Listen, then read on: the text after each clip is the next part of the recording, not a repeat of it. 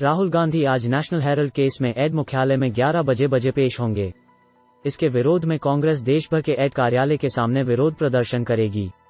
कांग्रेस के सांसद के अलावा पार्टी के कई बड़े नेता उनके साथ एड कार्यालय तक जाएंगे। राहुल गांधी से जांच के विरोध में प्रदर्शन कर रहे कांग्रेस कार्यकर्ताओं को दिल्ली पुलिस ने कांग्रेस मुख्यालय से हिरासत में ले लिया है। पुलिस कांग्रेसियों को बस में बैठाकर ले गई। मोदी जब डरते हैं तो एड को आगे कर देते हैं। दिग्विजय एमपी के पूर्व सीएम दिग्विजय सिंह ने कहा, प्रधानमंत्री नरेंद्र मोदी जब विपक्ष से डरते हैं तो उसकी आवाज दबाने के लिए एड को आगे कर देते हैं। भाजपा को ये जानना चाहिए कि कांग्रेस उनसे डरने वाली नहीं है। सरकार गलत नीतियों का विरोध जारी रहेगा। हमने भाजपा की तरह देश की संपत्तियां नहीं बेची। सुरजेवाला राहुल गांधी से पूछताछ के विरोध में कांग्रेस नेता रणदीप सिंह सुरजेवाला ने कहा, नेशनल हेराल्ड में कोई घोटाला नहीं हुआ। नेशनल हेराल्ड कंपनी ने यंग इंडिया कंपनी का बकाया चुकाया है और कर्मचारियों का वेतन दिया। हमने भाजपा सरकार की तरह भारत की सरकारी संपत्तियों को बेचा नहीं है। एजेंसियों का दुरुपयोग कर रही सरकार। पायलट कांग्रेस नेता सचिन पायलट भी प्रदर्शन के लिए दिल्ली पहुंचे। उन्होंने मीडिया से कहा, हमने गांधीवादी और शांतिपूर्ण तरीके से मार्च निकालने की कोशिश की थी, लेकिन दिल्ली में अनुमति नहीं मिली।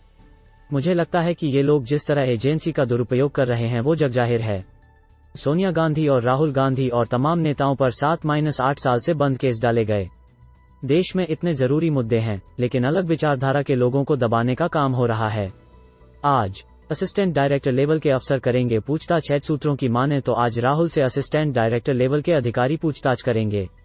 पूछताछ सामान्य तरीके से की जाएगी, जैसे बाकी आने वाले लोगों से की जाती है। जांच के दौरान राहुल गांधी अपना मोबाइल फोन यूज नहीं कर पाएंगे और न ही अपने किसी साथी राजनेता को उनके साथ एड कार्यालय में अंदर आने की इजाजत नहीं है। सवालों की लंबी सूची तैयार। एड ने राहुल गांधी से पूछताछ के लिए सवालों की लंबी सूची तैयार कर ली है। लगभग 2 दर्जन सवाल एड के अफसर पूछेंगे, जो सभी नेशनल हेराल्ड और यंग इंडिया कंपनी से जुड़े हैं।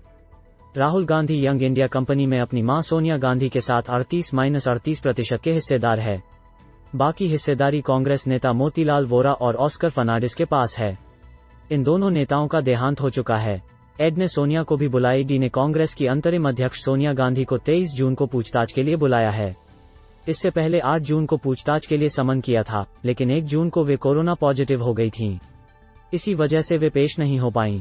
वहीं रविवार को कोरोना के चलते सोनिया की तबीयत बिगड़ गई। दिल्ली के सर गंगाराम अस्पताल में उनका इलाज चल रहा है।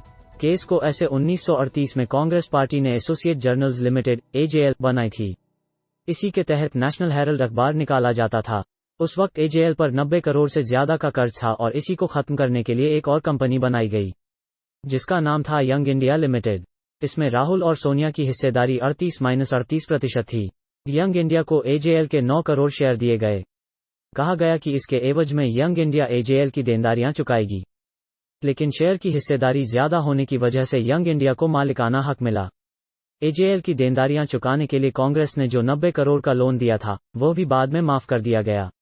55 करोड़ की हेराफेरी का है आरोप। 2012 में सुब्रमण्यम स्वामी ने सोनिया और राहुल के खिलाफ कोर्ट में केस दर्ज कराया था। इसमें स्वामी ने गांधी परिवार पर 55 करोड़ की गड़बड़ी का आरोप लगाया था। हालांकि इस केस में एड की एंट्री साल 2015 में हुई। केस में अब तक क्या क्या हुआ।